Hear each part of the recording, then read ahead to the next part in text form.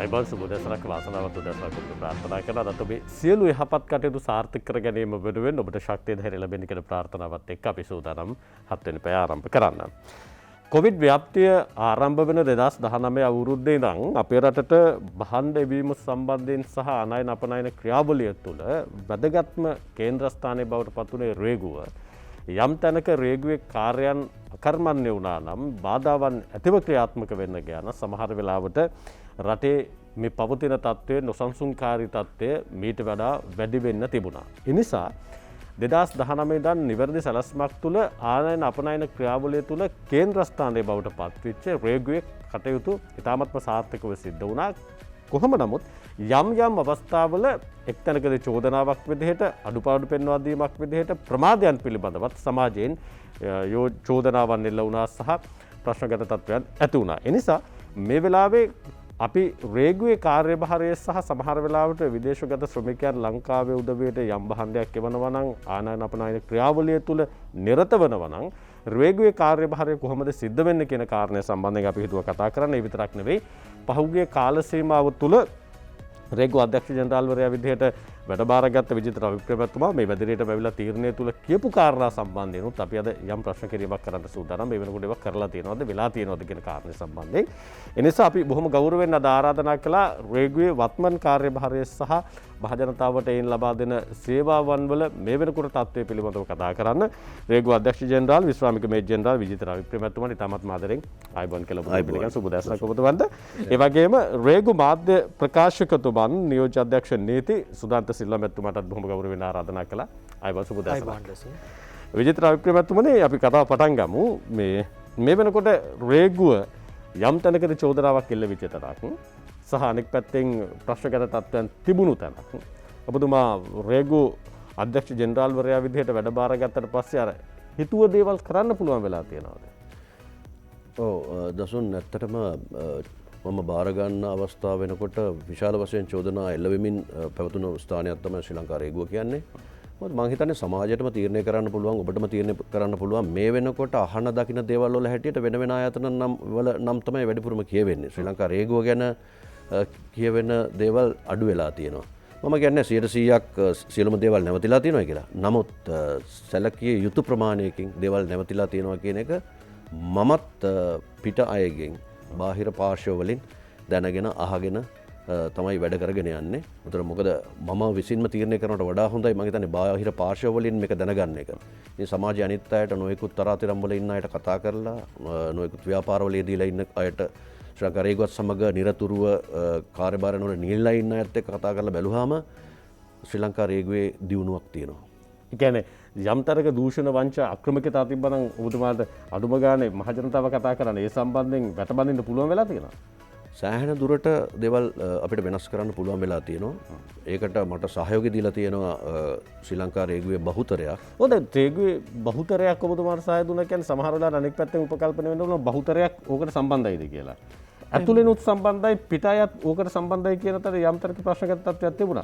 මේ වෙනකොට ඔබතුමාලා හඳුනගෙන තියෙනවද? ශ්‍රී ලංකා රේගුව කියන එකටම චෝදනා එල්ල කරන එකටම විරුද්ධයි. ශ්‍රී ලංකා රේගුවත් සමග ඒ කාර්යභාරයට උරදිලා කටයුතු කරන තවත් ආයතන බොහොමයක් තියෙනවා. උදාහරණයක් වශයෙන් ගත්තොත් ශ්‍රී ලංකා ඔය වරාය අධිකාරියෙන් පටන් ගත්තාම ඊට පස්සේ පර්යන්ත වලින් පටන් ගත්තාම ලොරි රියදුරාලගේ සංගම සහ ලොරි රියදුරාලා ඊට පස්සේ වාප්පු ලිපිකරුවන් එහෙම නැත්නම් වෝෆ් ක්ලාක්ස්ලා ඊට පස්සේ ආනයන කරුවන් අපනයන කරුවන් තව නොයෙකුත් ඒ සම්බන්ධව රාජකාරී කරන එක්සමිනේෂන් යාඩ් ඒ කියන්නේ ඔරුගොඩවත්ත ග්‍රෑන්ඩ් පාස් වල එහෙම තියෙන ඒ යාඩ්ස් වල ඉන්න වැඩ කරන අය ඒ මැනේජ්මන්ට් එක ඒ වැඩ කරන අනිත් බාහිර පාර්ශ්වයන් මේ හැම දෙනාම එකතු වෙනවා මේ ආනයනයක් කිරීමේදී සහ අපනයනයක් කිරීමේදී. එතකොට දැන් මේ හැම දෙනාගේම මේ සම්බන්ධයෙන් කටයුතු සිදු වෙලා තියෙන්න ඕන. නමුත් අවාසනාවකට චෝදනා වෙල්ල වෙන්නේ රේගුවට. මොකද රේගුවට මේ තත්ත්වය උදා වෙන තර පැත්තට වැඩ කරලා තියෙන අනිත් අය ගැන කිසිම දෙයක් කොහෙවත් සිදු වෙන්නේ නැහැ. බාහිර ආයතන කියලා කිව්වහම අපි දැන් තවත් බාහිර ආයතන අපි උදාහරණයක් වශයෙන් නියාමන අධිකාරිය. නියාමන අධිකාරිය කීයක් අපිත් එක්ක සම්බන්ධද? 31ක් තියෙනවා. ඒකෙන් 16ක් පමණ බොහොම ක්‍රියාකාරීව සම්බන්ධ වෙලා තියෙනවා රේගුවත් එක්ක. ඉතින් මේ සෑමත් එක්ක අපි දැන් මේ වෙනකොට බොහොම ළඟින් කටයුතු කරනවා. කතා බහ කරමින් අපේ ප්‍රශ්න නිරාකරණය කරමින් කතා බහ කරමින් තමයි අපි මේ වැඩපිළිවෙල ගෙනියන්නේ. තනියෙන් රේගුවට ගමනක් යන්න බෑ. ඔව්. දැන් සමහර වෙලාවට එතුමා කියපු කාරණාව අපි ඉස්සරහට ප්‍රශ්න කිරීම තුළ පැහැදිලි කරගන්නමු. සමහරවිට ඔබටත් ඇමතුම් ඇවිල්ලා ඇති යම් තෑගි භාණ්ඩයක් රේගුවට ඇවිල්ලා තියෙනවා. රේගුවෙන් නිදහස් කරගන්න රේගුවේ අයට මුදල් දෙන්න ඕන, නැත්නම් ඔවුන්ට අල්ලසක් දෙන්න ඕන. ඒ නිසා සමහර පාර්ශවයන් වලට මුදල් දෙන්න කියලා ඔබටත් යෝජනා කරපු තැන් ඇති. ඒකට මේවට රේගුව සම්බන්ධද? එහෙම නැත්නම් බාහිර පාර්ශවයන්ද රේගුවේ නම් විකුණගෙන මේ කාර්යය සිද්ධ කරන්නේ? අපි මේ කාරණාව සම්බන්ධයෙන් උත්තර ප්‍රශ්න කරමු. මාධ්‍ය ප්‍රකාශකතුමා දැන් ඔබතුමාලා මේ කොවිඩ් ව්‍යාප්තිය ආරම්භ වුණාට පස්සේ මෙහෙයුම් කටයුතු වෙනුවෙන් රේගුවේ කාර්යභාරය වෙනුවෙන් යම් නිශ්චිත වැඩපිළිවෙලක් ක්‍රියාත්මක කළා බාධාවකින් තොරව ප්‍රජාවට ඒ සේවාව ලබා දෙන්න. රේගු අපේ අධ්‍යක්ෂ ජෙනරාල්තුමාත් ওই කාරණාව සම්බන්ධයෙන් කලින් සඳහන් කළා. ඒ වැඩපිළිවෙලේ දිගුවක් විදිහට මේ වෙනකොට ඔබතුමාලා සාර්ථකව කරගෙන යනවද? අදාළ වීමක් තියෙනවද? අපහසුතාව තියෙනවද? මොකද්ද තත්ත්වය? බොහොම හොඳ ප්‍රශ්නයක් දසුන්. ඇත්තටම කොවිඩ් ප්‍රශ්නය ගිය අවුරුද්දේ පටන් ගන්නකොට අපි සූදානම් වෙලා හිටියේ. ඇත්තටම කොවිඩ් එනවා කියලා නෙමෙයි. අපි දැක්කා මේ රේගුවේ අනාගතයේදී සිදුවිය යුතු වර්ධනය මොකක්ද කියන එක. එහිදී ප්‍රධාන වශයෙන් මේ පරිගණක පද්ධතිය යථාවත් කිරීමේ ක්‍රියාවලිය අපි අවුරුදු 3ක 4කට ඉඳලා පෙර ඉඳලා කෙරුවා. ඇත්තටම රේගුවේ මේ පරිගණක පද්ධතිය දියුණු කිරීම අවුරුදු 25ක ඉතිහාසයක් තියෙනවා. රාජ්‍ය ආයතනයක් හැටියට මුලින්ම තමන්ගේ ක්‍රියාවලියන් පරිගණකගත කිරීමේ මූලිකත්වය ගැන කටයුතු කරපු ආයතනයක් තමයි ශ්‍රී ලංකා රේගුව 1993 ඉඳන් තමයි තියෙන්නේ. එතකොට අපි ඒ අනුව යම් යම් වැඩි දියුණු කිරීම කරලා 2011 වෙනකොට ඒ රේගුවට ඉදිරිපත් කළ යුතු ලේඛන ස්වයංක්‍රීයව ඉදිරිපත් කිරීමේ හැකියාව දීලා තිබුණා. 2017 වෙනකොට රේගු ගාස්තු ගෙවීම ඔන්ලයින් ක්‍රමයට ගෙවීමේ හැකියාව ලෑස්ති කරලා තිබුණා. ඒකට අපිට ඊළඟ ලෙවල් එක ඊළඟ මට්ටමට අපිට යන්න අවශ්‍ය වෙලා තිබුණේ මේ කඩදාසි රහිතව රේගු නිෂ්කාශනය සිදු කිරීම. ඒක අපි ඇත්තටම 2017 18 ඉඳන් අර ඔන්ලයින් පේමන්ට් දුන්නාට පස්සේ ප්‍රොජෙක්ට් එක පටන් අරන් අපේ පද්ධතියේ අවශ්‍ය මෘදුකාංග සහ හાર્ඩ්වෙයාර් සොෆ්ට්වෙයාර් ඇන්ඩ් හાર્ඩ්වෙයාර් ඒ කියන්නේ දැනට ඔබතුමාලා ඔන්ලයින් තාක්ෂණය ඔස්සේ ඒ කාර්යභාරය සිදු කරන්නේ. ඔව් 100%ක්ද? දැන් 100%ක්ම කියලා අපිට කියන්න පුළුවන් මට්ටමට ඇවිල්ලා තියෙනවා. මොකද මං කියන්නම් ඊළඟට අපි සූදානම් වෙලා හිටියා මේ පරිගණක පද්ධතිය සූදානම් වෙලා තිබුණා කඩදාසි රහිතව රේගු අනුමැතිය දෙන්න.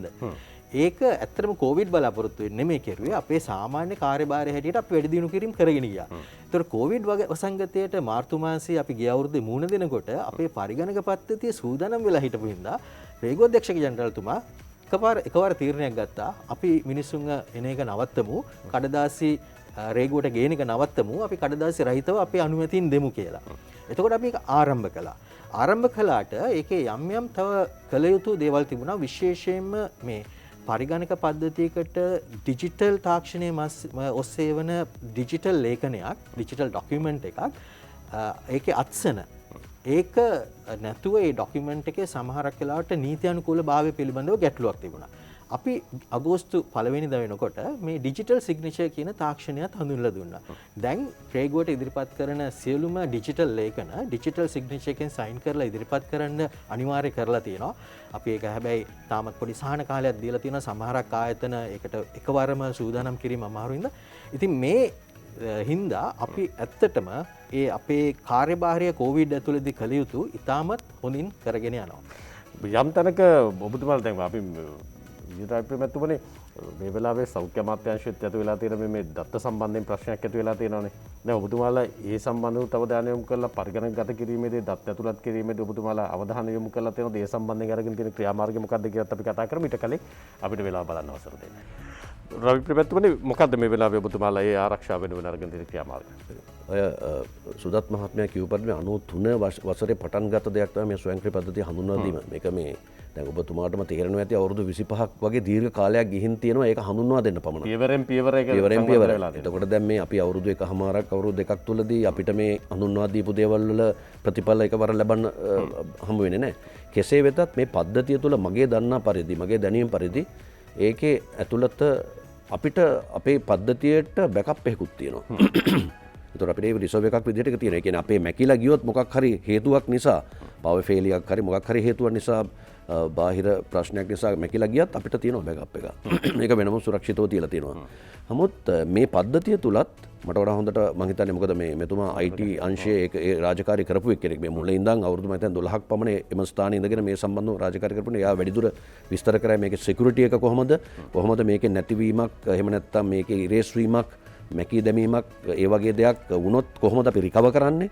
එහෙම නැත්නම් කොහොමද අපි ඒක සිකියුර් කරලා තියෙන කියන එක වැඩිදුරටත් සදනවත් දැන් යම් තැනකදී සමහර වෙලාවට ආදායන අපනයන සීමාවන් තුල ජාවාරම් කරුණුත් ඉන්නවා කියන කාරණාව රටම දන්න කාරණාවක්. යම් තැනක දත්ත පද්ධතියට හානියක් සිද්ධ වුණොත් මේ වෙලාව අපිට ඒ පිළිබඳව සාකච්ඡා වෙන හින්දා මේ වෙලාවේ නඩු කටයුතු සිද්ධ වෙන හින්දා රේගුවේ දත්ත පද්ධතියට යම් හානියක් සිද්ධ වුණොත් සුරක්ෂිත කරගන්න ක්‍රමවේදයක් අනුගමනය කරලා තියෙනවද ඔබතුමාලා? දසුන් මේක තමයි මේ පරිගණගත කිරීම සමහරක් වෙලාවට ඒ තරම්ම චැලෙන්ජ් එකක් නෙමෙයි. අපිට සිස්ටම් එකක් දාන්න පුළුවන්.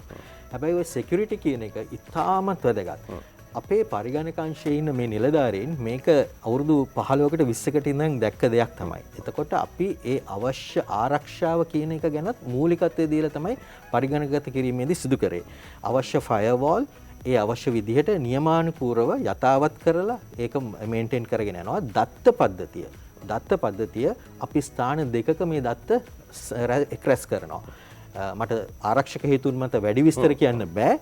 අපේම සිස්ටම් එකක් ඇතුළේ අපි දත්ත ආරක්ෂා කරන අතරතුරේ ගවර්න්මන්ට් එකත් එක්ක එකට එකතු වෙලා ගවර්න්මන්ට් එකේ බෑකප් කරන තියෙනවා ස්ථාන කීපයක අපේ මේ බෑකප් තියෙනවා. ඒකම ඒ බෑකප් එකේ අවශ්‍යතාවය තමයි සහ මේ සිස්ටම් එකේ තියෙනවා අර ඩිසාස්ටර් රිකවරි ආපදාව නැවත ප්‍රතිස්ථාපනය කිරීමට අවශ්‍ය සිස්ටම් එකක් තියෙන්න ඕනේ. අපි මේ සිස්ටම් එක දැන් අවුරුදු 10කට විතර ඉස්සෙල්ලා මේ ඩිසාස්ටර් රිකවරි සයිට් එකත් අපි එස්ටැබ්ලිෂ් කරලා අපේ ඩේටා ඩුප්ලිකේට් වෙනවා. එහෙම නැත්නම් ඒ ඩිසාස්ටර් රිකවරි එකේ ඩේටා සේව් වෙන අතරතුරේ ඕනෑම අවස්ථාවක අපේ ප්‍රධාන පද්ධතියේ ක්‍රියාකාරීත්වය නැති වුණොත් අර ඩිසාස්ටර් රිකවරි සයිට් එකෙන් අපේ ආපහු ඒ පද්ධතිය ක්‍රියාත්මක වෙලා අපිට කිසිම බාධාවකින් තොරව සේවා සැපීමේ හැකියාව තියෙනවා. හරි රේගුව අධ්‍යක්ෂ ජනරාල්තුමා අපි මේ පවතින තත්ත්වය ළඟට එමු. මේ වෙලාවේ කොවිඩ් ව්‍යාප්තියත් එක්ක ඇති වෙලා තියෙන තත්ත්වයත් එක්ක විදේශගත ශ්‍රමිකයන්ගෙන් සහ අනෙකුත් ආයතන රට ඇතුළට බහන්න එවීම තුළ රේගුවට අර ඉස්සල්ලා තිබුණු කාර්යභාරයට වැඩිය දැන් අඩු කාර්යභාරයක්ද තියෙන්නේ? ඉස්සල්ලා විදිහටම තාමත් බාන්ඩ් එවීම රේගුව හරහා සිද්ධ වෙමින් පවතිනවද? අඩුවක් තියෙනවද? නැහැ. මම පළමුවෙන්ම යන්නම් ඔබ කිව් කතාව මේ හඳුන්වා දීමේදී. රේගුව අකර්මණ්‍ය වුණොත් මොකක්ද වෙන්නේ කියන එක. ඒක රේගුව අකර්මණ්‍ය වුණේ නැති නිසා කිසිම ප්‍රශ්නයක් ඇති වෙලා නැහැ. හැබැයි මාර්තු 16 ඉඳලා 2020 මේ වනතුරු රේගුව එක විදිහටම තමන්ගේ කාර්යභාරය ඉටු කරගෙන යනවා. ඔබ අහපු ප්‍රශ්නෙට උත්තරය තමයි අපි මොන ලොක්ඩවුන් එක කරත් අපි මොන සංචරණ සීමාවන් පැනෙව්වත් විදේශිකයන් තම හිතවතුන් ඥාති මිත්‍රාදීන්ට එවන බහණ්ඩවල අඩුපාඩුවක් නැහැ. එන්න බහලුම් වල අඩුපාඩුවක් නැහැ. ඒක සාමාන්‍ය විදිහටම කටයුතු සිද්ධ වෙනවද? සාමාන්‍ය විදිහට බඩු බහණ්ඩ ප්‍රවාහණය වෙනවා. රට තුළට පැමිණෙනවා. නමුත් ඒවා නිෂ්කාශනයේදී එවන අය ප්‍රමාණය අඩුවක් තියෙනවද? නෑ එවන අයත් අඩුවක් නැහැ. නමුත් ඒවා නිෂ්කාශනයේදී අපිට ප්‍රශ්න නැගිලා තියෙනවා. මොකද ඔය නිෂ්කාශන ස්ථාන කීපයක් තියෙනවා. මම හිතන්නේ ඔයගොල්ලත් අහලා ඇති ලක්සිරි, ට්‍රයිකෝ, ට්‍රාන්ස්කෝ, මිඩ්කෝ යන ආදී වශයෙන් නිෂ්කාශන ස්ථාන කීපයක් තියෙනවා. දැන් මෙවට එන බහලුම් වල එන බහලුම් ප්‍රමාණය සාමාන්‍ය විදිහට තියෙනවා. නමුත් මේ සංචාරණ පනවලා තියෙන සංචාරණ සීමාවන් තුළ අපිට වෙලා තියෙනවා රේගුවේ සිටින නිලධාරීන් මේ දක්ෂ අත්දැකීම් බහුල ඒ සම්බන්ධව රාජකාරී කිරීමේ හැකියාව ඇති නිලධාරීන් පරිස්සම් කරගන්න ඕන. පළවෙනි එක. දෙවෙනි එක ඔවුන්ට රාජකාරී කරන්න වෙලා තියෙන්නේ සිවිල් පුද්ගලයන් එක්ක. මොකද බහණ්ඩ ලබා ගැනීම සඳහා පැමිණ සිවිල් පුද්ගලයන් සහ ඒ සම්බන්ධව වැඩ කරන කම්කරුවන් සහ ඒ ආයතන වල වැඩ කරන පුද්ගලයන් එක්ක. උදාහරණයක් ට්‍රයිකෝ මිඩ්කෝ ගත්තොත් ඒ ආයතන වල බොහොමයක් කට්ටිය වැඩ කරනවා. ලොරි රත රියදුරන් එනවා, කන්ටේනර් රියදුරන්. ඉතින් මේ මෙතන ලොකු පොකුරක් මේ තියෙන්නේ. ඉතින් මේක මේ අවදානම අරගෙන තමයි අපිට මේ ක්‍රියාවලිය සම්බන්ධව කටයුතු කරන්න ලැබෙන්නේ. හැබැයි කිසිසේත්ම අපිට මේක නවත්තන්නත් බෑ. අපි නවත්තන්න අර එන බහලුම් ප්‍රමාණය වැඩි වෙනවා. ඒතොර ඒවා පර්යන්තවල බහලුම් තියන්න ස්ථානයක් නැතු වෙනවා. ඊට අමතරව මේ බහලුම් අපි නිෂ්කාශනය කිරීම තුළින් ඒ බහලුම් තමයි නැවතත් අපනයනය සඳහා පාවිච්චි කරන්නේ. ඒ නිසා අපිට මේ ක්‍රියාවලිය නවත්වන්න බෑ කොහොමවත්. මේ නිසා රේගු දෙපාර්තමේන්තුව හැටියට අපිට සිදු වෙනවා රේගු දෙපාර්තමේන්තුව තුළ ක්‍රමවේදයක් හදාගන්න. ඒකට මේ රජයවත් වෙන ආයතනයක්වත් කාටවත් මුකුත් කියන්න බෑ. ඒක අපි නිලධාරීන්ට එකතු වෙලා අපි හදාගත්ත ක්‍රමයක්. ඒ ක්‍රමය තුළ අපි මේ වන විට මේ සුළු ප්‍රමාදයන් තියෙන්න පුළුවන්. මොකද මම වැඩ කරනවා නම් 20කින් මම ඒක අඩු කරලා අඩු ප්‍රමාණයකින් තමයි වැඩ කරන්නේ. හැබැයි මම කාලය වැඩි කරලා තියෙනවා. 4:00ට අපි නැවැත්තුණා. දැන් අපි 8:00 වෙනකන් මේ මම හිතන්නේ ඔබතුමාලා විසින්ම මේවා ගිහින් ස්ථාන මේ ගිහින් නරඹලා තියෙනවා කොහොමද මේ කාර්යයන් වෙන්නේ කියලා. ඒ අනුව ප්‍රමාදයන් තියෙනවා. නමුත් කාර්යභාරය ඉටු වෙනවා. අනෙක් පැත්තෙන් මේ මත ප්‍රකාශකතුමා දැන් පහුගිය කාල සීමාව තුළ දීර්ඝ කාලෙකින් කතා කරන කතාවක් තමයි අපේ රටේ විදේශගත ශ්‍රමිකයන්ට පාර්ලිමේන්තුව හරහා සම්මත වෙච්ච නෛතික සීමාවන් තුළ ලංකාවට ඔවුන්ට එවන්න පුළුවන් ඩොලර් 2000ක භාණ්ඩ තොගයක් ලංකාවට. දැන් ඒ වගේම කාගෝ ආයතන ගණනාවක් තියෙනවානේ. ලංකාවට ගෙන්නන වගේම ඒ රටවල් වලත් ක්‍රියාත්මක වන ඒජන්තවරු ඉන්නවා. සමහර වෙලාවට විදේශගත ශ්‍රමිකයන්ගෙන් ලංකාවට භාණ්ඩ වීමේදී ඔවුන් එහෙ කණ්ඩායමකගේ භාණ්ඩ එකතු කරගන්නවා. එකතු කරගෙන එක කන්ටේනර් එක පුරවලා ලංකාවට එවනවා. හැබැයි එවන්නේ අර සමස්ත සියලු දෙනාගේම පාස්පෝර්ට් වල නෙවෙයි. එක්ක දෙන්නෙක්ගේ නැත්තම් තුන් දෙනෙක්ගේ නැත්තම් උපරිම 4 දෙනෙක්ගේ වගේ පාස්පෝර්ට් දාලා තමයි එවන්නේ. දැන් එහෙම එවනකොට එවනවා කන්ටේනර් එකක්. එතකොට එතන සිද්ධ වෙන්නේ ජාවාරමක්. මේ ජාවාරම සම්බන්ධව ඔබතුමාට දීර්ඝකාලීන අත්දැකීමක් තියෙනවා. ඔබතුමාලගේ දීර්ඝකාලීන හැදෑරීමකුත් තියෙනවා. මේක නවත්තන්න මොකද්ද ඔබතුමාලා මේ වෙනකොට අරගෙන තියෙන ක්‍රියාමාර්ග නවත්තන්න පුළුවන් තැනක තියෙනවද මේ වංචාව? ඉතාමත් හොඳ කාලීන ප්‍රශ්නයක් දසුන් ඔබතුමා ඇහුවේ. ඇත්තටම මේ අවස්ථාවේදී මම අපේ පිටරට ඉන්න ශ්‍රමිකයන්ට කියන්න කැමතියි. තමන්ගේ බහන්ඩ මෙරටට එවීමට තමාගේ බහන්ඩ වෙන්න පුළුවන් නැතන් නෑදෑ හිතවතුන්ට එවන ත්‍යාගයක් වෙන්න පුළුවන්. මේවා එවනකොට නියමාකාරයෙන් ග්‍රේගෝ විසින් පිළිගත් ආයතන හරහා එවීමට පුළුවන් තරම් උත්සාහ කරන්න. එම ආයතන 5ක් තියෙනවා. අධ්‍යක්ෂක ජනරාල්තුමා මුලින් සඳහන් කරා වගේ 6ක් තියෙනවා. ඒ ආයතන 6 හරහා හැමතිස්සෙම එවන්න උත්සාහ කරන්න. ඒ ආයතනවල වෙබ්සයිට් වලට ගියාම ඔවුන්ගේ නියෝජිතයන් එක් රටේ ඉන්නේ කවුද කියන එක ඒගොල්ලන්ට බලා ගන්න පුළුවන්. එතකොට ඒ රටේ ඉන්න ඒ ප්‍රධාන නියෝජිතයා සම්බන්ධ කරගෙන තමන්ගේ භාණ්ඩ බාර දුන්නා නම් මේ එන ප්‍රශ්න ගොඩක් අඩු වෙනවා. ඔබතුමා කිව්වා වගේ ඇත්තටම අර දැනට ඉන්ෆෝර්මල් ගෲප්ස් ඒ කියන්නේ රේගෝ විසින් අනුමත නොකළ කණ්ඩායම් ඉන්නවා. ඒ විදියට භාණ්ඩ එක් රැස් කරගෙන කන්ටේනර් එකකට පටෝලා කීප දෙනෙක්ගේ නම් වලට විතරක් එනවා. ඇත්තටම එවැනි අවස්ථාවලදී නීතිමය ප්‍රතිපාදන නැහැ අර අනිත් පුද්ගලයන්ගේ නම අදාළ නොවන පුද්ගලයන්ගේ භාණ්ඩ නිකුත් කිරීමට. ඒ අවස්ථාවේදී එවැනි භාණ්ඩ තීරු ගාස්තු වලට ලක් වෙනවා. එතකොට ඒ තීරු ගාස්තු එකතු කරන්නේත් අර මැද ඉන්න රේගෝ විසින් පිළිගත්තේ නැති රේගෝ නොදන්නා පුද්ගලයෙක්.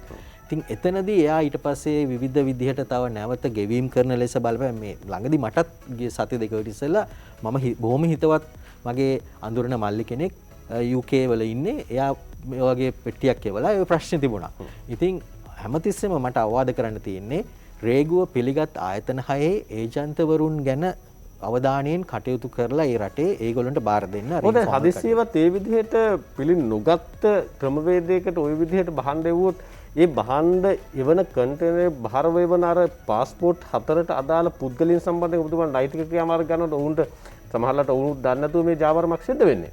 ඊපස්සේ උන්ට භාණ්ඩ එවන්න තියෙන අවස්ථාවක් නැහිමි වෙනවද? මොකද්ද ඒකේ තියෙන නෛතික සත්‍යය? දසුන් ඇත්තටම වෙන්නේ දැන් ඒ අවස්ථාවේදී ඒ නම් තියෙන පුද්ගලයන්ගේ භාණ්ඩත් ඒ බහලුමේ තියෙනවා. එතකොට ඒගොල්ලෝ ඉදිරිපත් වෙනවා මේ බහලුම වෙනුවෙන්. ගොඩක් වෙලාවට අර ඔබතුමා කිව්වා වගේ ඒ 4 දෙනා දන්නේ නැහැ ඒගොල්ලොන්ගේ අර දුන්න සහනය පාවිච්චි කරලා වෙනත් කට්ටියගේ භාණ්ඩත් නිෂ්කාශනය වෙනවා කියන එක. මේ අර මැද ඉන්න පුද්ගලයා ඒක දැනුම් දෙන්නේ නැහැ. අනිත් එක ඒ වෙලාවට ඒ වගේ වෙලාවට ගොඩක් වෙලාවට ගන්න ඒ තරම් දැනුම නැති සාමාන්‍යයෙන් ගෘහ සේවිකාවන් වගේ කට්ටියව තමයි මේක පාවිච්චි කරන්නේ. ඒගොල්ලොන්ටත් මොකද්ද වෙන්නේ කියන එක ගැන අවබෝධයක් නැතුව ඒගොල්ලෝ පාස්පෝර්ට් එක දෙනවා. දැන් පහුගිය දවස්වල ඔබතුමා දකින්න නැති මේ ප්‍රශ්නයක් වෙලා පොලිසියට පැමිණිලි කරලා එක් කාන්තාවක් එයා කටයුතු කරගෙන යනවා. ඇත්තටම රේගුවට ඒ අවස්ථාවේදී රේගු නීතිය යටතේ ඒ පුද්ගලයාට සහනයක් දෙන්න ඇත්තටම ප්‍රතිපාදන නැහැ.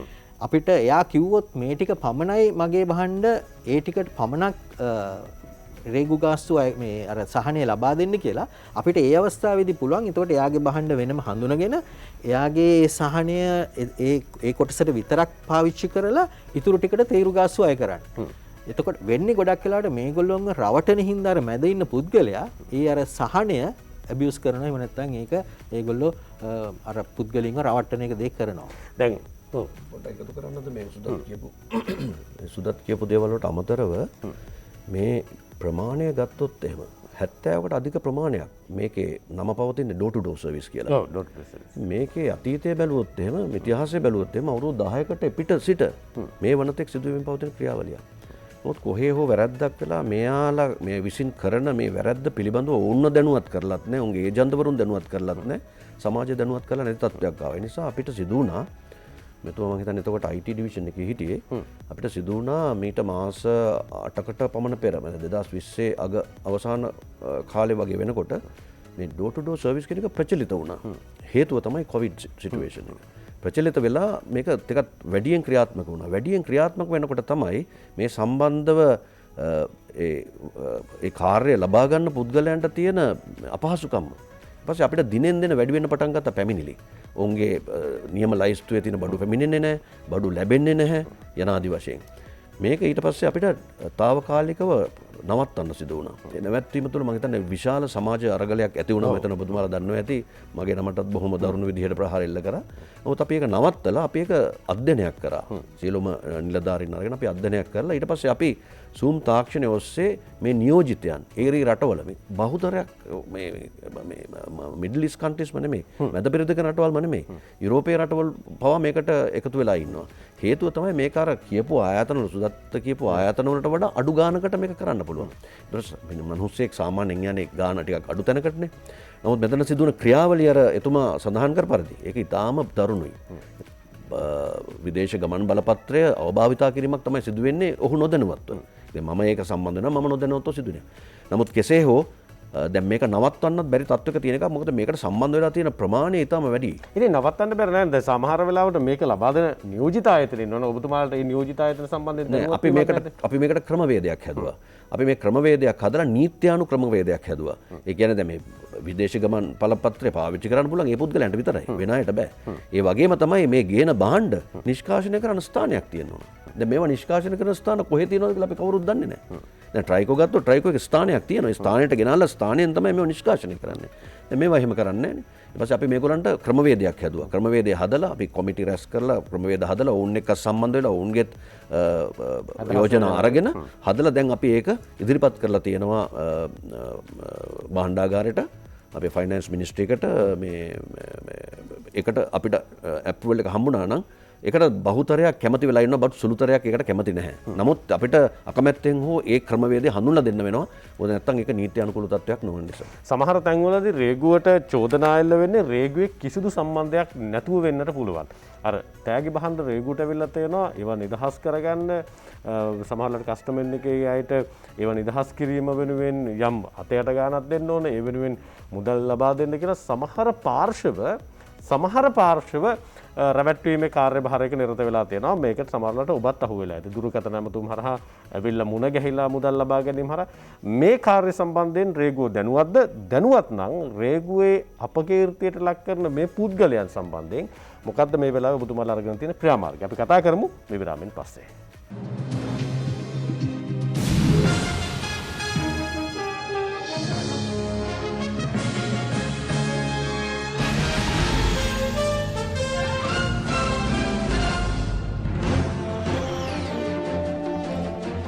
අපි අලෙත් හතර පැත් සමගින් රේගු අධ්‍යක්ෂ ජනරාල් විශ්‍රාමික මේජර් ජනරාල් විජිත රවි ප්‍රේමතුමන්, ඒ වගේම මාධ්‍ය ප්‍රකාශක නියෝජ්‍ය අධ්‍යක්ෂ නීති සුදත් සිල්වා මැතිතුමන් එක්ක අපි හතර පැය ඉන්නේ.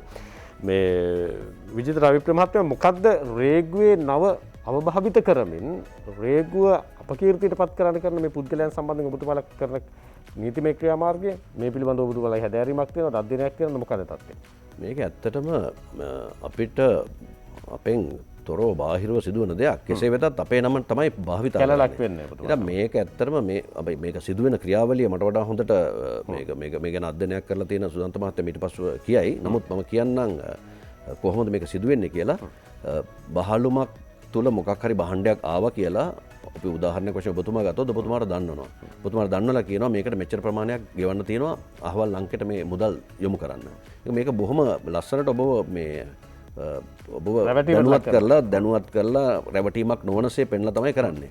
ඉතින් ඊට පස්සේ අර මුදල් දැම්මට පස්සේ කස්ටම් නිලධාරියෙක් හැටියට මත රේගුවේ නිලධාරියෙක් හැටියට තමයි කතා කරන්නේ එක වෙලාවකදී. කතා කරලා කියනවා මේ එහෙම නැත්නම් රේගුවේ ප්‍රශ්නයක් නිසා යම්කිසි තව මුදලක්. ඒකට මේක නොයෙකුත් ආකාරයේ මුදල් ගනුදෙනු ඇති කරනවා. ඇති කරලා ඊට පස්සේ අන්තිමට මුදල් අරගත්තට පස්සේ අර පුද්ගලයා ඇවිල්ලා අපිට පැමිණිලි කරනවා. මේ සම්බන්ධව මේ අද ඊයේ සිදුවන දෙයක් නෙමෙයි මේකත්. මේකත් කලින් කාලට සිදුවන දෙයක්. නමුත් දැන් ඒක ටිකක් බහුල වශයෙන් සිදු වෙනවා. ඒ නිසා අපිට සිදුණා කීප වරක්ම 2020 වසරේ කීප වරක් සහ මේ වසරේ සමාජය දැනුවත් කරන්න, වෙබ්සයිට් සරහා ගිහින් දැනුවත් කරන්න, ඒ වගේම වෙනත් නොයෙකුත් ආකාරයෙන් ලීෆ්ලට්ස් හදලා දැනුවත් කරන්න මේ දැනුවත් කිරීම අපි කරලා තියෙන්නේ. හැබැයි මේ දැනුවත් කිරීම කොච්චර කරත් තරාතිරමකින් තොරව මිනිසුන් රැවටීමට ලක් වෙන එක තවමත් සිදු වෙනවා. ඉතින් ඒක නිසා මේක මේ සමාජයට දෙන්න ඕන ප්‍රශ්නයක්, දෙන්න ඕන මේ පණිවිඩයක් තමයි මේ සම්බන්ධව යම්කිසි Tamanට සැකයක් මතුවෙනවා නම් ඍජුවම රේගුව සම්බන්ධ කරගෙන රේගුව හරහා මේ සම්බන්ධව ප්‍රශ්න කරන්න කියලා. ඔය සුළු නිලධාරීන් සම්බන්ධව කටයුතු කරන්න ප්‍රශ්න කරන්න යන්නේ නැතුව එළිම ඉහළ නිලධාරීන් සම්බන්ධ කරගෙන මේ පිළිබඳව අහලා දැනගන්න කියලා තමයි මට පණිවිඩය දෙන්න තියෙන්නේ. සුදාසීල මහත්තයා යම් තැනකදී රේගුව විසින් කාට හෝ භාණ්ඩයක් ආව වගට දැනුවත් කිරීමක් සිද්ධ කරනවද? එහෙම නැත්නම් සාමාන්‍ය ක්‍රියාපටිපාටිය තුළේ ඔබතුමාලා කතා කරන්නේ නැතුව ඒ අදාළ භාණ්ඩේ එන පුද්ගලයා ඇවිල්ලා ඔබතුමාලා මුණ ගැහිලා භාණ්ඩේ නිදහස් කරගන්න උත්සාහ කරනවද? නැත්නම් දේශීය වශයෙන් හෝ විදේශීය වශයෙන් ඒජන්ටි මේ සම්බන්ධයෙන් ඔබතුමාලා යොදාගෙන ඉන්නවද? ඒකත් ඉතාමත් හොඳ ප්‍රශ්නයක් දසුන්. ඇත්තටම මට මේකට මේ අධ්‍යක්ෂක ජනරාල්තුමා පැහැදිලි කරපු එකට තව පොඩි එකතු කිරීමක් දෙන්න. මේකෙදි මම හිතනවා මේ අවස්ථාවේදී මේ මොහොතේදී ඉතාමත් අධික ලෙස මේ ක්‍රියාවලිය වේගෙන යනවා, මේ රැවටීමේ ක්‍රියාවලිය. මම උදාහරණයක් එක්ක දෙන්නම්. මගෙන් ඉගෙන ගන්න විශ්වවිද්‍යාල ශිෂ්‍යාවක් මේ ළඟදී මට කතා කරලා කියනවා, සර් මට ඒජන්ට් කෙනෙක් කතා කරලා ලංකාවේ ඉන්න කියනවා මගේ නමට ආපු පාර්සලය කස්ටම් එකෙන් නවත්තලා තියෙන්නේ. ඒ නවත්තලා පරීක්ෂා කරද්දී ඒකේ විදේශ මුදල් තියෙනවා කියලා දැන් ඒගොල්ලෝ හොයාගෙන තියෙනවා. දැන් මට විරුද්ධව රේගුවෙන් මේ ක්‍රියාමාර්ගයක් ගන්න යනවා. ඒක නවත්තලා දෙන්න මගෙන් තව 3,80,000ක් ඉල්ලනවා. මං හිතුවා ඒ කියන්නේ ඉස්සෙල්ලත් සල්ලි ගෙවුවද කියලා.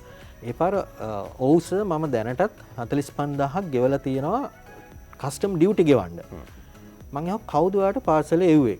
එතකොට කිව්වා සර් මගේ හොඳ යාළුවෙක් මේ UK වල ඉන්න ડોක්ටර් කෙනෙක් කියලා. මම තව එක ප්‍රශ්නයක් ඇහුවා යාගෙන්. මේ අඳුරගත්ත යාළුවා ඉස්කෝලේ එකට හිටපු කෙනෙක්ද, ලංකාවේදී එකට වැඩ කරපු කෙනෙක්ද, නැත්නම් වෙනත් විදිහකට අඳුරගත්ත කෙනෙක්ද? සර් යාව මම මාස 3කට විතර ඉස්සෙල්ලා Facebook එකෙන් තමයි අඳුරගත්තේ කිව්වා. ඉතින් මෙන්න මේ මොඩල් එක මම කිව්වේ මේ මිනිස්සුන්ව රවටන්න පාවිච්චි කරන අධික ලෙස මේ සමාජ මාධ්‍ය ජාල Facebook වැනි තමයි. ඒ වයින් අඳුර ගන්නවා. අඳුරගෙන ඉතාමත් හිතවත් භාවයක් ගොඩනගා ගන්නවා. ඊට පස්සේ තමයි මේ තෑගේවනවා කියනවා. එහෙම නැත්නම් යාගේ රටේ තියාගන්න බැරි මුදල් ටිකක් මේ රටට මගේ නමට එවනවා කියනවා. විවිධ විදිහට මේ කතන්දර ගොඩනගලා ඉතාමත් සූක්ෂම ලෙස මේ මිනිසුන්ව රවටනවා. රවටලා අවසානයේදී මේ කස්ටම් එකේ නම ගාවනවා. ඇත්තට මෙතනදී තමයි කස්ටම් එක අවුල් කරගන්නේ. මේ කස්ටම් එක හින්දායි දැන් මට මේක වාට එවන්න බැරි. ඒ කියන්නේ මේ කස්ටම් එකට ගෙවන්න තීරු ගාස්තු ගෙවන්න සහ විවිධ දේවල් කියලා ගන්නවා. මම තව වැඩක් කෙරුවා. මෙන්න මේක අනිවාර්යයෙන්ම මේ මට දෙන්න ඕනේ මෙසේජ් එකක්. ඒ දරුවට මම කිව්වා වහාම ඉතුරු සල්ලි ගෙවන්න එපා. නවත්තන්න. දැන් ඔබ මේ වෙනකොට ගිණුම් අංකයකට සල්ලි දාලා තියෙනවනේ. සහ අර දෙවනි පේමන්ට් එකට තව ගිණුම් අංකයක් එවලා තිබුණා. මට වහා මේ ගිණුම් අංක එවන්න කියලා. මම ඒ බැංකු වල අඳුරන මගේ හිතවත් කට්ටියට මේ ගිණුම් අංක ඇරියා. ඇරලා ඒගොල්ලෝ ටිකව මේක ගැන හොයලා බලන්න මේක ෆ්‍රොඩ් එකක්. අවසානයේ ඒ බැංකුවේ එක් බැංකුවක මහත්තයෙක් මගේ හිතවත් හින්දා මට කතා කරලා කිව්වා සර් අපි මේ account එක බැලුවා ඒ වෙලාවෙම. බලනකොට ලංකාව වටෙන්ම මේ account එකට සල්ලි වැටෙනවා. විවිධ මේ ප්‍රමාණයෙන් සල්ලි වැටෙනවා. අපි වහා මේක බ්ලොක් කරුවා. අපිට තේරුණා මෙහෙම වෙන්න බෑ අස්වාභාවිකයි. මොකද බැංකු වලටත් වගකීමක් දීලා තියෙනවා මේ වගේ අස්වාභාවික විදිහට යම්කිසි ගිණුමක් පරිහරණය වෙනවා නම් ඒක ඒගොල්ලන්ට ඇක්ෂන් ගන්නවා. ඒගොල්ලෝ බ්ලොක් කරලා තිබුණා. ඒ බ්ලොක් කරුවට පස්සේ එදා හවසම අප්‍රිකානු හැඩහුර තියෙන පුද්ගලයෙක් ATM මැෂින් එකකින් ඇවිල්ලා ඒ account එකෙන් සල්ලි ගන්න උත්සාහ කරනවා. එතකොට ඒගොල්ලෝ පින්තූර අරගෙන ඒ පුද්ගලයා පිළිබඳව ඔය පොලිසියට වාර්තා කරලා ඒගොල්ලෝන් අල්ලන්න අවශ්‍ය පියවර අරගෙන තිබුණා. ඉතින් මෙතනදී මම ගත්ත ක්‍රියාමාර්ගයේ හින්දා අර දාලා තිබුණ සල්ලි ටිකත් ආපහු අරගලුන්ට ගන්න බැරි විදිහට බ්ලොක් කරගත්තා. සහ ඉදිරියට දාන්න තියෙනවනේ යම් කිසි කෙනෙක්ට ඒකට දාන්න බැරි විදිහට account එක බ්ලොක් වුණා. ඒකින්ද මෙවැනි සිද්ධියකට මූණ පාන කට්ටියට මට දෙන්න තියෙන පළවෙනි අවවාදය තමයි වහාම බැංකුවට දැනුම් දෙන්න ඔබ අඳුනාගත්ත හැටියම ඔබ වංචාවක් කරනවා කියලා වහාම බැංකුවට දැනුම් දෙන්න මේ ගිණුම් අංකයත් එක්ක අවශ්‍ය පියවර ගන්න. දෙවනුව ඔබ දැනටමත් සල්ලි දාලා නම් ඔබගේ සල්ලි ටික ආරක්ෂා කර ගැනීමද ළඟම තියෙන පොලිස් ස්ථානයට ගිහලා මොකද මේක වංචාව. රේගු වංචාවක් නෙමෙයි මේක අපරාධ වංචාවක්. දේශීය වශයෙන් විදේශීය වශයෙන් කණ්ඩායම් සියල්ලම මේකට එකතු වෙලා ඉන්නවනේ. ඔව් දසුන් ඇත්තටම වැඩිපුර ඉන්නේ විදේශිකයින් මේකෙදි මගේ අධ්‍යයනයේදී මට හමු වුණේ විදේශිකයින් තමයි මේකේ ඉන්නේ. හැබැයි ඔවුන් එක්ක සහයෝගය දෙන දේශීය කට්ටියකුත් ඉන්නවා මේක ඇතුලේ. ඒක හින්දා ඔබගේ රැවටිලා නම් මේ වෙනකොට වහාම පොලිස් ස්ථානයට ගිහිල්ලා දැනුම් දෙන්න. එහෙම නැත්නම් මුදල ප්‍රමාණය වැඩි නම් අපරාධ පරීක්ෂණ අපි දැන් හිතමුකෝ දැන් රැවටීමකට ලක් වුණා කියලා සමහරලාට කියන දැන් ඔබතුමාට කතා කරලාට පස්සේ තමයි මට දෙන්නේ දැන් අපි රැවටිලා කියලා. ඊට කලින් අපි රැවටිලාද නැද්ද කියලා දැනගන්න රේගුවට කතා කරලා මේක තහවුරු කරගන්න ක්‍රමවේදයක් නැද්ද? ඇත්තටම මම අර ඉස්සෙල්ලා කිව්වා වගේ දසුන් රේගුවට සම්බන්ධ වෙන්නෙම නැහැ. ඒ කියන්නේ මෙහෙම පාර්සලයක් ඇවිල්ලාම නැහැ. නෑ මට දැන් පණිවිඩයක් આવුත් මං අන්න එව්වා. ඒජන්ට් කෙනෙක් කතා කරලා මට කියනවා මට සල්ලි ගෙවන්න කියලා. මම මේක ඒජන්ට් කතා කරලා තහවුරු කරගන්නවට වැඩිය රාජ්‍ය ආයතනයක් විදිහට රේගුවට කතා කරලා මට තහවුරු කරගන්න ක්‍රමවේදයක් නැද්ද?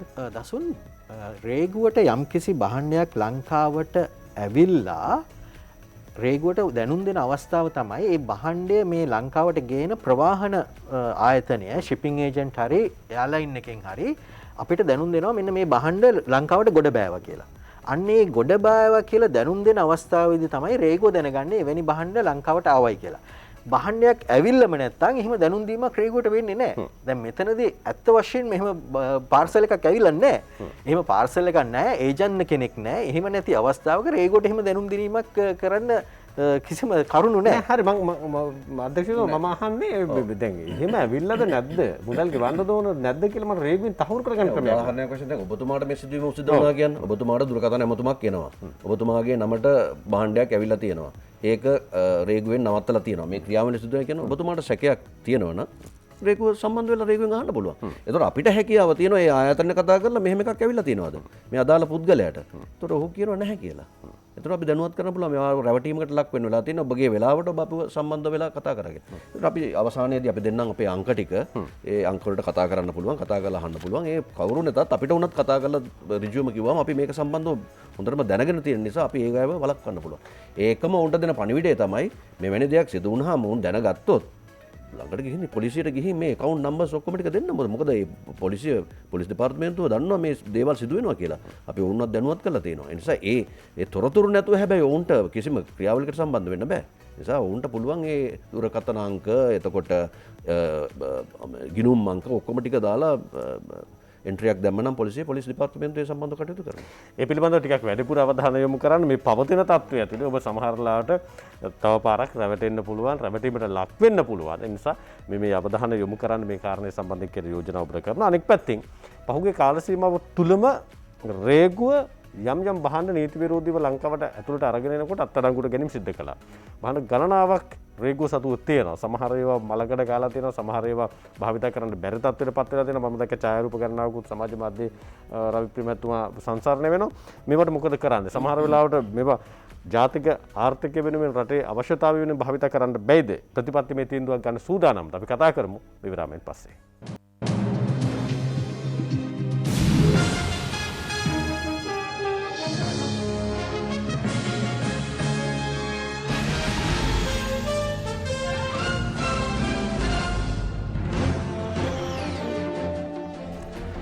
අපි මේ කොවිඩ් වසංගතය හමුවේ රේගුවේ කාර්යභාරය පිළිබඳව සාකච්ඡා කරමින්නේ රේගුව අධ්‍යක්ෂ ජෙනරාල් විශ්‍රාමික මේජර් ජෙනරාල් විජිත රවි ප්‍රේමතුමන් වගේම රේගුව මාධ්‍ය ප්‍රකාශකතුමන් නියෝජ්‍ය අධ්‍යක්ෂ නීති සුදත් සිල්ලා මැතිතුමන් එක්ක අර විරාමයට යන්න කලින් මම අරගෙන යනවා කියලා කිව්ව ප්‍රශ්නේ මේ රවි ප්‍රේමත් දැන් ඔබතුමාලා මේ අත්අඩංගුවට අරගෙන තියෙන නීති විරෝධීව ලංකාව ඇතුළට ගේන්න උත්සාහ කරපු මේ භාණ්ඩවලට ඉදිරියේදී මොකද කරන්න දිරලා යන්න කොහොම දෙනවද නැත්නම් රටේ අවශ්‍යතාවය වෙනුවෙන් රාජ්‍ය ආයතනවලට පාවිච්චි කරන්න ලබා දෙනවද මොකද්ද මේ වෙලාව ඔබතුමාලා සාකච්ඡා?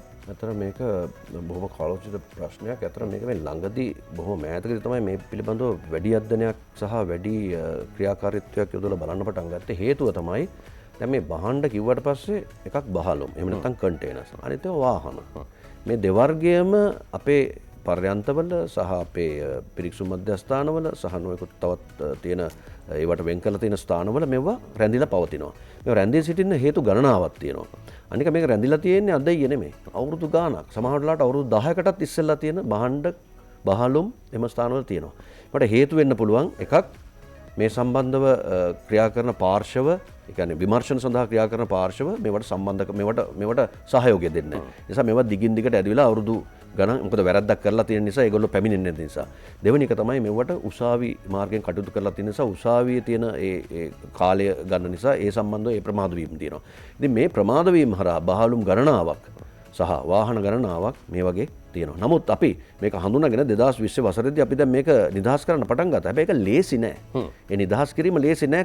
මේ රේගුවට පමණක් ඒක තනිව කරන්න බෑ. ඒ කියන්නේ තියෙන නීති ප්‍රමාණවත් නැහැ කියලාද ඔබතුමාලා කියන්නේ? නීති වලට අහු වෙලා තියෙන නිසා තමයි මේක මේ වෙන හැදුනේ. දැන් අපි දැන් මේ එන සුමානේ මේ සුමානේදී අපි දැන් අපේ AG ඩිපාර්ට්මන්ට් එකත් එක්ක අපි ඉල්ලලා තියෙනවා මේ සම්බන්ධව අපිට දෙන්න මේ යම්කිසි ක්‍රමවේදයක් හදලා දෙන්න අපිට කියන්න. මොකද අපි පේන්නම තියෙන දේ තමයි බහලුමක් තියෙනවා. බහලුම අපිට විවෘත කරන්න උපදෙස් දෙන්න ඕනේ, ඒකට බලය දෙන්න ඕනේ. ඒ විවෘත කරලා ඒකේ තියෙන භාණ්ඩ පාවිච්චිට සුදුසු නැද්ද කියන එක අපි දන්නේ නැහැ. සුදුසු තත්වයක තියෙනවා නම් ඒවා විකුණලා ඒකේ මුදල් අරගෙන අපි තැන්පත් කරලා තියෙනවා. කවදා හරි දවසක මේකේ පුද්ගලයෙක් ඇවිල්ලා මේකට අයිතිවාසිකම කිව්වොත් ඔහුට දෙන්න හැකියාව තියෙනවා. ඉතින් මේ සම්බන්ධව හැබැයි අපිට නීති ප්‍රතිපාදන තියෙන්න ඕන. හැබැයි ඒ සම්බන්ධව කටයුතු වෙමින් පවතිනවා. ඔව් දැන් එතනදී සමහර වෙලාවට සුදසිල්ල මත පක්ෂයක් වෙන්න පුළුවන්. දැන් බහලුම් එවන 10ක් කවුරුත් එන්නේ නැහැ. ඔබතුමාට අවුරුදු 5ක් යනකම්ම සමහරලාට විවෘත කරගන්නත් බෑ. ඒ වෙනුවෙන් නීතිමය ක්‍රියාමාර්ගයක් ගන්නත් බෑ. ඉඩකඩ සම්බන්ධයෙන් ප්‍රශ්නේ, බහලුම් නවතා තැබීම සම්බන්ධයෙන් තියෙන ප්‍රශ්නේ. ඊට පස්සේ ඒ වගේ ආරක්ෂිත දේවල් අනාරක්ෂිත දේවල් තියෙනවද කියන කාරණා අනික් පැත්තෙන් තියෙන නැගිට ප්‍රශ්නයක්. ඊට පස්සේ මේවා සමහර වෙලාවට පාවිච්චි කරන්න පුළුවන් නම් අවුරුදු 5ක් යන කලින් මේවා භාවිතා කරන්න ඕන නම් ඒ භාවිතා කළ යුතු කාල සීමාව පහ වුණාට පස්සේ ඒ වගේ ඇති ප්‍රයෝජනයක් නැහැ. මේ සම්බන්ධයෙන් අවධානය යොමු කරලා ඔබතුමාට මේවා ඉක්මනින් ක්‍රියාත්මක කරන්න නෛතික ප්‍රතිපාදන නිර්මාණය කරගන්න බැද රේගුව පැත්තෙන්? ඇත්තටම දසුන් ප්‍රමාණවත් නෛතික ප්‍රතිපාදන රේගු ආඥාපනයේ තියෙනවා. මේවා ප්‍රායෝගිකව ක්‍රියාත්මක කිරීමේ ගැටලු තමයි. ඒ කියන්නේ ප්‍රායෝගිකව ක්‍රියාත්මක කරන්න ඔබතුමාලටද බැරි? ඔබතුමාට සහාය දෙන ආයතනවල ඒ සහාය ලැබෙන්නේ නැත්නම්? ඇත්තටම දෙපැත්තෙම තියෙනවා. ඒක දෙපැත්තෙම ඒ වගකීම් බාර ගන්න අවශ්‍ය වෙනවා. ඇත්ත වශයෙන්ම දැන් ඔබ බැලුවොත් ලංකාවට එන ආනයන අපනයන බැලුවොත් දහස් ගණනක් සිද්ධ වෙනවා. ආනයන විතරක් ගත්තොත් දවසකට කන්ටේනර්ස් අපි 2000කට ආසන්න ප්‍රමාණයක් නිදහස් කරනවා. එතකොට රේගුව නවත්ත ගන්නේ යම් කිසි සැකයක් තියෙනවා නම් වරදකට සහභාගී වෙලා කියලා එම ආනයනය ඇතුළත. එවැනි නවත්ත ගන්න එක ඉතාමත් 0.5ක වගේ ප්‍රමාණයක් තමයි නිදහස් කරන ප්‍රමාණය. ඒ 0.5 වුණත් අර අධ්‍යක්ෂක ජනරල්තුමා කිව්වා වගේ අපි එක්සැමිනේෂන් කරන තැන්වල ඉඩ අරගෙන තියෙනවා සහ ඒ සැකයට භාජනය වුණ සම්බන්ධයෙන් විමර්ශනය සමහරක් වෙලාවට කාලයක් ගත වෙනවා. සමහරක් වෙලාවට විමර්ශන ඉවර වෙලා රේගු පරීක්ෂණ තියලා භාණ්ඩ රාජසන්තක කරලා ඒවා නඩු යන හින්දා උසාවියේ තියෙන හින්දා ඒ භාණ්ඩ තියෙනවා. ඔය වගේ විවිධ හේතු හින්දා මේ භාණ්ඩ හිර වෙලා තියෙනවා. ඒ ඔබතුමා කිව්වා වගේම අපිට මේ දැනට ස්පේස් එක ගැන ලොකු ප්‍රශ්නකුත් තියෙනවා. සහ එම භාණ්ඩ අර විනාශ වීමේ හැකියාවක් තියෙනවා. අවසානයේදී මේක ආනයනකරුටවත් රජයටවත් කිසිම ලාභයක් නැති කිසිම ප්‍රතිඵල විරහිත ක්‍රියාවක් වෙන්න පුළුවන්. සමහරවිට ඔබතුමාලා නඩු ගිහිල්ලා උසාවියෙන් තීන්දුව වෙනකොට සමහරවිට වාහනයක් නම් රෝද 4වත් ගන්න විදියක් නැහැ, කැසියවත් ගන්න විදියක් නැහැ, ඔක්කොම දෙරාලා ගිහලා. ඉතින් තේරුමකුත් නැහැ. නඩුවට ඔබතුමාලා යන මුදලයි කාලයයි ඔක්කොම බලපුවම ඉතින් තේරුමක් නැහැ. කෙටි කාලයක් ඇතුළත කරන්න නෛතික ප්‍රතිපාදනයක් කොතනින්ද නිර්මාණය වෙන්නේ? ඔව් දැන් අධ්‍යක්ෂක ජනරල්තුමා කිව්වා වගේ අපි මේ වෙනකොට උපදෙස් ඉල්ලලා තියෙනවා. අපිට මේ සම්බන්ධයෙන් කෙටියෙන් මේ ප්‍රශ්න විසඳ ගැනීම සඳහා අවශ්‍ය උපදෙස් දෙන්න කියලා. ඒ උපදෙස් ලැබුණ වහම මේවා අපි පුළුවන් තරම් ඉක්මනට නිදහස් කරනවා. දැන් පහුගිය කාලේ සාකච්ඡාවක් තිබුණානේ මේවා රාජ්‍ය ආයතන වලට දෙනවා කියලා වාහන. එහෙම රවික්‍රමතුමා මොකක්ද ඒ තීන්දුව දුන්නේ? දෙමින් පවතිනවා රාජ්‍ය ආයතන වලට. මෙතන තියෙන ප්‍රශ්නේ තමයි අර නීති කටයුතු වලට සම්බන්ධ වෙලා තියෙන වාහන කොහොමද අපි ඒක නිරවුල් කරලා ඒක එළියට ගන්නෙ. ගත්තට පස්සේ අපි දැන් වාහන 80ක් පමණ 2020 වසරේදී අපේ මේ අමාත්‍යාංශයට අපි බාර දුන්නේ. අමාත්‍යාංශයෙන් තමයි මේ වාහන ලබා දීම කටයුතු කරන්නේ. අපි කරන්නේ නිෂ්කාශනය කරලා වාහන ප්‍රමාණය ලබා දෙන එක සහ ඒකේ වැලියේෂන් එක දෙන එක, ඒකේ වටිනාකම. ඒ අනුව අපි දිගටම කරගෙන යනවා ඒවා. නමුත් අර දැන් උදාහරණයක් වශයෙන් මේ සංචාරන සීමාවන් පැනෙවට පස්සේ ඒ සම්බන්ධ වෙන පුද්ගලයන් පවා එන්නේ නැහැ. එකක් ඔවුන් ඒකට එන්න අදිමදි කිරීම කොහොමත්ම තියෙනවා. මේකේ සහාය ඇතුව කොහොමත්ම එන්නේ නැහැ. මේ සම්බන්ධව ඒ වැරද්ද තියෙන පුද්ගලයා. නමුත් අපි ඔවුන් පුළුවන් තරම් ගෙන්නගෙන මේ කඩිනමින් මේවා විසඳන තමයි කටයුතු කරන්නේ. ඒ සමගම අර කියව පරිදි තව භාණ්ඩ සහ ඒ වාහන වගේක් තියෙනවා. ඒවට මේ සම්බන්ධව කිසිම ගැටලුවක් අපිට පේන්නෙත් නැහැ. ඒ සම්බන්ධ කටයුතු සිදු වෙලා නැති ඒවා.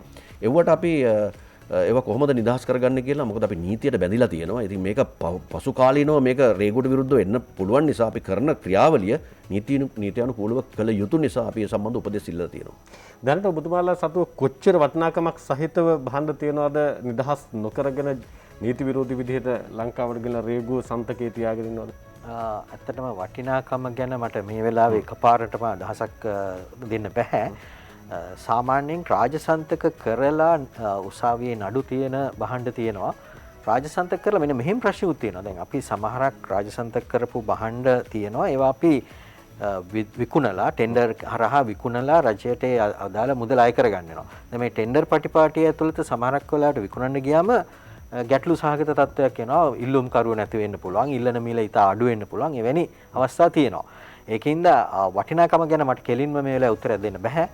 හැබැයි අවශ්‍ය පියවර ගන්නවා වටිනාකම රජයට එකතු කරලා දෙන්න. හරි. ඉක්මනටම අපි කියමු යම් තැනක ඔබ රැවටීමකට වංචාවකට හසු කරගන්න සූදානම් නම් රේගුවෙන් නම විකුණලා ඒ පිළිබඳව විමසන්න පැමිණිලි කරන්න මොකද්ද රේගුවට කතා කරන්න දුරකථන අංක ටික? ඔව් දසුන්. මේක රැවටීමක් වෙන්න පුළුවන්. එහෙම නැත්නම් සාමාන්‍ය ආනයනකරුවෙක් අපනයනකරුවෙක් එයාගේ ව්‍යාපාරයට අවශ්‍ය තොරතුරු රැස් කිරීමක් වෙන්න පුළුවන්. ඕනෑම දෙයක් සම්බන්ධයෙන් රේගුවෙන් තොරතුරු ගන්න නම් මෙන්න මේ දුරකථන අංක වලට කතා කරන්න. 0112 222 15 15 මේකේ අංක 3ක් තියෙනවා 15යි 16 15යි 17 ඊට අමතරව තව තියෙනවා 0112 214යි 34යි 34යි ඒ අංකයට කතා කරලා දිගුව 70යි 30 ඊට අමතරව පුළුවන් විද්‍යුත් තැපෑල මගිනුත් ගන්න info@customs.gov.lk ඊට අමතරව අපි ඉතාමත් හොඳ අපේ වෙබ්සයිට් එකක් මේන්ටේන් කරගෙන යනවා. මේ වෙබ්සයිට් එකට ගියා නම් ඒත් මේ තොරතුරු ඔක්කොම බලා ගන්න පුළුවන්. ඔව්. ගැම් පැමිණිලක් තියෙනවා නම් 0112 222 15යි 15 ඉඳන් 0112 222 15යි 17 වෙනකන් ඔබට කතා කරන්න පුළුවන්කම තියෙනවා. ඒ වගේම 0112 214යි 34යි 34ට කතා කරලා දිගුව 70යි 30ට කතා කරන්න. ඊට පස්සේ ඔබට පුළුවන්කම තියෙනවා ඔබේ ගැටලුව එහෙම නැත්නම් ඔබට යම් අසාධාරණයක් වෙලා තියෙනවා මේ පිළිබඳව විමසන්න සහ විමසීම වෙනුවෙන් මේ දුරකථන අංක වලට කතා කරන්න පුළුවන්. අපි බෙහෙවින් ස්තුතිවන්ත වෙනවා රේගුව අධ්‍යක්ෂ ජෙනරාල් විශ්‍රාමික මේජර් ජෙනරාල් විජිත රවිප්‍රිය මැතිතුමට සහභාගීත්වයට. ඒ වගේම මාධ්‍ය ප්‍රකාශක නියෝජ්‍ය අධ්‍යක්ෂ නීති සුදා සිල්වා මැතිතුමට බෙහෙවින් ස්තුති සහභාගීත්වයට. අයිබන් ඔබ දෙපළට අයිබන්. රේගුව කියලා කියන්නේ සමහරලාට රටේ හදවත බදු තැනක්. ඒ නිසා ඒ තැන නිවැරදිව සහ නිදහස්ව සහ පිරිසිදුව ක්‍රියාත්මක කරන්න රවිප්‍රිය මැතිතුමනි ඔබතුමාට ශක්තිය ධෛර්ය ලැබේවා. ඔබතුමාගේ සහයෝගය නිරන්තරයෙන් ලැබේවා කියලා ප්‍රාර්ථනා කරන ගම අපි සමු ගන්නවා. යලමුණ ගැහිම හෙට උදේ 7ට 7 වෙනිදායි. අයිබෝන්.